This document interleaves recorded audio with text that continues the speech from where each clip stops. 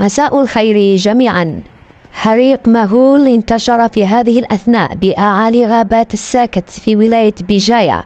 النيران تنتشر بسرعة باتجاه عشر الباز، بوليمات وحتى حدود بلدية توجة. الحريق مساحته تنتشر بسرعة فائقة، وللأسف هذه المنطقة الوحيدة التي بقيت خضراء في الساحل الغربي، وها هي تحترق أمام أعين سكانها الآن. سنبقى لمتابعة الوضع دقيقة بدقيقة وساعة بساعة. نسأل الله السلامة لأهلنا في ولاية بجاية. كما تتابعون النيران كثيفة جدا، والمشكل أنها سريعة في الانتشار.